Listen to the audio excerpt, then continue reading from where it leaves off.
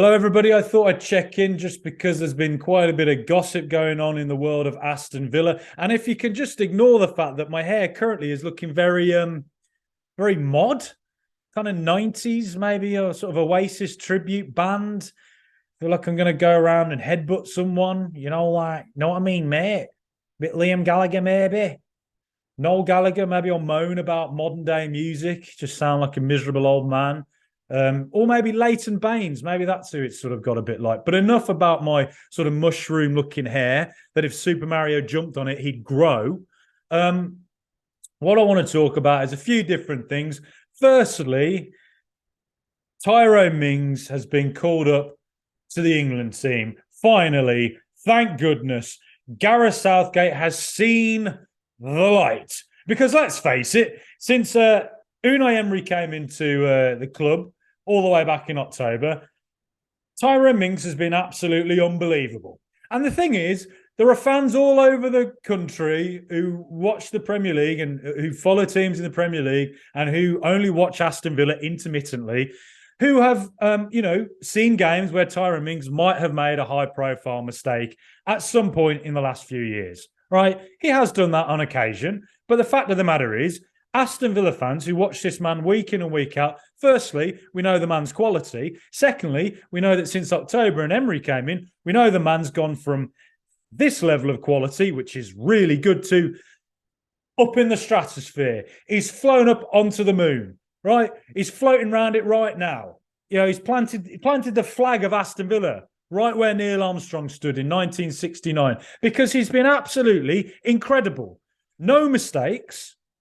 A proper leader, incredible performances, not just when his reading of the game is superb, his commanding of the line, that high line. I think it works mainly because of him commanding everybody, him directing everyone with what to do, which shows his level of intelligence that he can learn at this stage in his career from Unai Emery, who's telling him, play this very risky style, play a difficult style and get it right. And every game he just does. Because Villa don't seem to really concede many goals anymore. We go away to Anfield and Liverpool really struggle to play against it. We play at home against Tottenham. Tottenham keep getting caught offside. We go to Manchester United away and Marcus Rashford keeps getting caught bloody offside as well. Every Mancunian with this haircut is just moaning and throwing stuff on the pitch because they're angry about it. And that's because Tyrone Mings has been superb in every single sense since Emery came into the club. I think it's testament to his character. At the start of the season, Steven Gerrard said, you got to look me in the eye. I want him to look me in the eye and prove me right, because whatever. Gerrard had his reasons. It was wrong. I wonder if he looks back on that now and he regrets it. I wonder if Rio Ferdinand looks back on when he said that Tyrone Mings should be targeted when he was playing for England at the Euros by the opposition, saying he was a weak link. In fairness to Ferdinand, he did apologise about that, because what we've seen of Mings is that since he came into the club in 2019, Aston Villa would not have been promoted. We just wouldn't have been. We were leaking goals for fun when he came in midway through the promotion season. And from there, Villa's defence just went up a level. Axel Tuanzebe worked really well alongside him. And from that moment, the basic fact is Aston Villa would not have been promoted without Tyrone Mings. We would not have stayed in the Premier League without Tyrone Mings. And we would not now be going through this incredible run we're going through under Unai Emery without Tyrone Mings. He has been one of the best signings this club has made this millennium. It's as simple as that. He has been. And I think that when his day is done, when his race is run, in 7-8 years' time, Ty, the God of Thunder, what I call him, I think we'll look back on him as a Villa legend. I really do. He's a credit to the club on and off the pitch, and he absolutely deserves to be in the England team because, quite frankly, I don't think there's a centre-back with a left foot who's in better form than he is. Now, there's a few questions about should Jacob Ramsey, should Ollie Watkins have been called up. In fairness, when you look at the England lineup, in attack, England are not weak, are they? In attack, England are very good. You've got the likes of Foden and Grealish offering a different dynamic. James Maddison also offering a different dynamic. Then you've got Harry Kane, who's obviously Harry Kane. And then striker-wise, you got Callum Wilson as the backup. Now, I think you could flip a coin, and it could be Wilson or it could be Ollie Watkins. In fairness, I'm not too cut up about it. I think Watkins did deserve the call-up, but I also think if you're Callum Wilson and you don't get the call-up, you're probably quite angry as well. So it's probably not worth getting too hepped up about it. I'd be disappointed if I was Watkins, considering how unbelievably good he's been for Aston Villa, particularly in the Newcastle game where he was an 11 out of 10 level. He was fantastic. Back to goal is improved. His layoffs have massively improved as well, I think. And then obviously his finishing is just getting better and better. So I think he's very unlucky. I think he did deserve a call-up, and I think personally, I think he should have been. But I also can see a reason why perhaps he wouldn't have been. I'd have been more annoyed if Mings wasn't called up. And then Jacob Ramsey not getting called up ahead of Conor Gallagher. Again, yes, I think Ramsey's had a far better season. Clearly, there's something Southgate likes about Conor Gallagher. I rate Gallagher as well. Probably means Ramsey plays in the under-21s tournament this summer. So maybe that could be a reason it hasn't happened. But I think, again, he has to be very, very close to call up now, Ramsey, I would think. Now, what else has there been? Deadly Douglas Luiz winning Supporters Player of the Season and the Players Player of the Season. I personally think that's totally fair enough. He's been fantastic, again, particularly since Emery came in. Against Liverpool, that first half display, he was an absolute talisman. Not just when he got the ball, he'd be able to think, three players around him. He can stop and think for 10 seconds, for 1 second, stop and think, doesn't panic, sees a simple pass on and makes it. It's those simple passes he makes. Such an intelligent football player. He always comes deep and offers an option to the defence.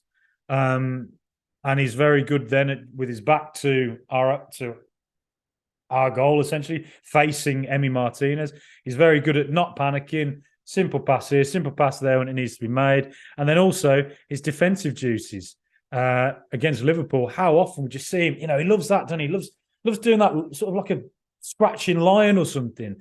Gets on those the opposition defenders, gets on them quickly, physical, outmuscles them, and just then drives forward with the ball. He's a very all-rounded player. I remember a few years ago, Guillaume Balaguer assessed him when he was on loan in Spain. I think it's Girona, was it? From Man City, and came to the conclusion that he could end up being one of the top midfielders in Europe. When he joined Villa, I think since the time he's been at Villa, I think I understand why Pep Guardiola was aggrieved to lose him from Man City, because I always believed he looked technically like a player who could fit in at Man City, come in and just be that player who moves the ball across and tires out the opposition team just because he's good at holding onto the ball. But City's loss is Villa's gain, essentially. This season is when he's really come alive under Unai Emery. And I think back again to Crystal Palace away, when I was at that game, third game of the season, we lost 3-1. We looked pathetic, didn't know what we were doing. And Douglas Luiz wasn't on the pitch. Didn't start. And he came on in about the 70th minute. So basically, Gerrard had picked John McGinn to play as that kind of ball-playing midfielder, which is not John McGinn's strong suit, right? It's Douglas Luiz's strong suit. And so when Luiz came onto the pitch, Villa immediately looked like a football team again. Quite incredible, some of the decisions that Gerrard would make when you look back on it. To think where we could be if Unai Emery had been here from the start of the season rather than from the end of October. Oh, well. We live in hope that we make the Conference League with the game against Brighton coming up. But Douglas Luiz absolutely deserved that. I think other people could have won it. I think Mings could have won it. Ollie Watkins could have won it. Emi Martinez. Ashley Young has been superb. Even during the Gerrard days, he was excellent at times. And Boubacar Kamara as well. I thought he was player of the season up until probably around January, February. But I mean, he's just been consistently quality, really has. So, but Douglas Luiz, no, absolutely well done, well deserved. And then Villa today have been linked to the transfer gossip is picking up in it. We've been linked today with Harvey Barnes of Leicester. Leicester City, who got a good draw against Newcastle the other night. Leicester City, who look like they might be heading to the Championship. They're going to have to pull out a big result this weekend, and they're going to have to hope things go their way with Everton Bournemouth. But Miguel Delaney from the Independent is reported that Villa are currently the likeliest destination for Harvey Barnes due to the strong package the club can put together. So by that, I think it means great ambition, a top manager, lots of money, free entry to Snobs nightclub for life, a free tour of Cadbury's World in Bourneville. If you ever visit Birmingham, go there. I tell you, it's fantastic. Birmingham as a city just gets better and better and better. Love the place. But I think maybe the free entry to Snobs nightclub will swing it. Not sure there's anywhere else can offer that. But I think that sort of gossip that Villa can offer that kind of a strong package is very, nice to hear heading into this summer when, you'd like to think we're going to make a few big signings. Now, let's look at it with Harvey Barnes. Since his days at West Brom on loan there, I have a Baggies friend. One of my best mates in the world is a Baggies fan. I can't believe it. Why? He's from Erdington as well. What sort of sicko from Erdington decides to support West Brom? What's wrong with you, mate? Cool. I need to call up, help for the lad. Because Villa Park's right there. When he wakes up in the morning, opens the curtains, he's looking right out at heaven itself, Villa Park, and he goes, I'm not supporting that. I'm going to support West Brom. Not right. Something wrong there, mate. But he was raving about Harvey Barnes to me that season. And then he came into the Premier League and pretty much announced himself in the Premier League straight away with that incredibly memorable goal he scored, that half volley against Sheffield United at Bramall Lane. And from there, all he's done really is improve. I think last season, he got 6 goals in the Premier League, but he also got 10 assists, which made him the 3rd top assist maker in the Premier League, behind Mo Salah on 13 and Trent Alexander-Arnold just behind Salah there that season. That suggested his creative ability. 6 goals. The season before that, he got 9 goals. This season, in a side that has struggled badly, is currently 3rd from bottom in the Premier League. He's got 12 goals in 33 games. And who can forget the goal he got against Aston Villa? Long ball forward to him, and he takes it on the run. Fantastic first touch. And the thing I noticed was he used both feet, right and left. It was 3 touches, I think. Took it on his right, on the run, he touches it with his left for a little bit more momentum, then hits it with his right. And it was just an unstoppable piece of world-class quality. And I wonder if Professor Unai, watching that game, watching that bit of skill, thought, do you know what? That might be the man for me, right? I'll be interested to know who it is who's behind the signing. Is it Johan Lang and the data group that he manages? Is it Unai Emery himself? Don't know. I assume they work together, but we'll see. So 12 goals in 33 this season, but he's only got 1 assist this season, so that's not a great sign. But the goals going up are a good sign, I think. And if you compare that to Leon Bailey, who is our winger, really, 4 goals, 4 assists. So he's done better with assists, Bailey, but 4 goals and 1 goal last season. I would argue with Leon Bailey that he is a player that has not improved massively since Unai Emery came in, and I think he's the only player who hasn't gone on leaps and bounds since Emery came in. Personally speaking, I think if he played in the Dutch league, maybe he'd get far more goals and assists. Maybe in the Premier League, it's not really worked. He's had a lot of opportunities, and I think it's an area of the pitch where Villa can find more consistency out on the wing. Harvey Barnes is a more direct, he's a more physical player. He's somebody who likes to travel with the ball. And also with Harvey Barnes, I think if you watch him, his heat map for Leicester, he's always he plays in a 4-2-3-1, left of the 3. His heat map is generally out wide left. He likes to stick out left.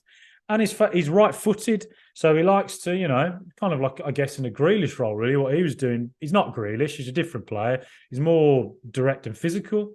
But what he is good at as well is, he's good at getting that ball, quick interchanges with Maddison, particularly, he's going to come in for the option for him. And he's also good at just cutting inside on his right foot. Quite often he'll do that. He'll go and cut inside on his right foot and whip it. Does that quite a lot. Whip it into the bottom corner. Consistent at it. He's good at kind of... he's skillful as well. He's skillful at just taking on a player and beating them with his left and right foot. He's effective with both feet. More dominant on his right foot. But, he's a player who has 60 goal contributions or close to 60 goal contributions in roughly 5 seasons of Premier League football. What else is there really? As I said, he's good at combining play high up left, but he's also good when he comes in on his right. I've seen him at times pick out a player who's running into space on the opposite side of the pitch going in deep. So that could be useful, I guess, if Villa are playing a high line, or with his shooting ability, with the power he gets in a shot, it might be quite useful if he's able to just take a shot from 20 yards away. Sometimes, against Wolves recently, we didn't really have a player who was capable of doing that, did we? Wolves just sat deep against us and we couldn't really break it down. And maybe that is something that Villa will need to improve on next season. If teams start to do that against us more regularly, maybe a Harvey Barnes firecracker shot from 25 yards might be the difference. And if I think of Villa right now and try and think of players who can pull out shots like that, I'm thinking maybe John McGinn. That's about it. But Barnes is a very different player. Now, Barnes obviously plays on the left-hand side of the pitch. Likes to cut in on his right. But that doesn't mean he couldn't play on the right-hand side. I haven't seen him do it really for Leicester. I haven't really seen him play as a second striker yet. Because I think when I look at Villa, the positions that need the biggest fixing, need the most consistency are that second striker just off Ollie Watkins and that winger role that Traore and Bailey currently function in. I think you can upgrade from Buendia, to be honest, now. I think we can. I think we can upgrade definitely from Traore and Bailey. Does that mean Barnes? It'd be interesting to know, would Emery be willing to sort of try and maybe fit him into a different role, maybe try and use him as a second striker, maybe try and put him on the right-hand side? Because I think we do need a bit more creativity out there. I think the left-hand side is where most of Villa's attacking play is coming from. But also, Barnes going out on the left, sticking out left as a wide midfielder. I mean, I guess it would work. It would offer a different dynamic. Does it mean that Ramsey then has to go onto the bench a bit more? Do Ramsey, because Ramsey tends to play out there a bit, doesn't he? Does Ramsey and Barnes, do they shift position a bit more? Does it mean that Moreno would maybe be a little less dynamic pushing forward if Barnes is there?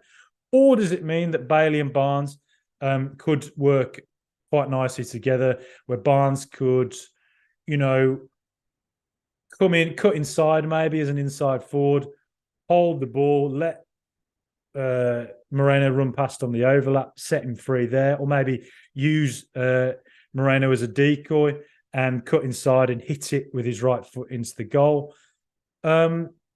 Interesting. It's a good option for sure. I think his underlying numbers certainly suggest, 25 is still some way for him to go. It's probably 2 or 3 years away from his peak, though his game is based on physical power and pace. So those players, I would say, tend to be better when they're younger. So maybe he is at his peak. I don't know. But it'd be interesting to know what it would mean for Ramsey and how it would impact Moreno's game were it to come off.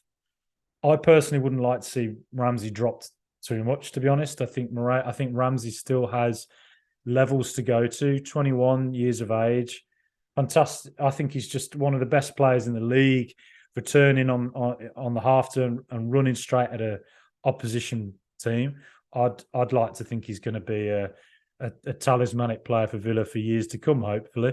But if this is something that Unai Emery has an idea for, if it's something that Johan Lang and the data management team have identified something there, all right, good. But yes, I'm interested to know how that impacts that side of the pitch. But I also think, at the end of the day, were Villa to sign Harvey Barnes, there's nothing in the independent article about how much he costs, but were Villa to sign him and were he to join for a reasonable fee, you would hope it'd be reasonable because Leicester look like they're probably going to go down. I think he'd be a very good addition to Villa. He'd be an exciting addition to Villa. He'd certainly offer a different dynamic. And I think he'd be a winger who is more consistent and more built for the Premier League than I think Leon Bailey has presently shown at Aston Villa. So, yes, Emery likes versatility. Can Harvey Barnes demonstrate that? We'll wait and see. Maybe that free tour of Cadbury's World will swing it. Maybe Christian Purslow guiding him around Cadbury's World will swing it. But the player I would like from Leicester, James Maddison. Imagine him in that Buendia role. Oh, my goodness.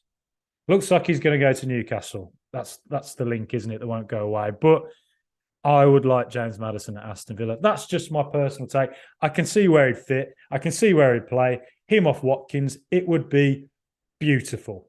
That's all I'm saying. But we go to Brighton we go to Villa Park and play Brighton this weekend. Can Villa do it? Can Villa beat Brighton? Tough game. But would you bet against us? Would you bet against Professor Unai's Aston Villa? I wouldn't. Up the Villa.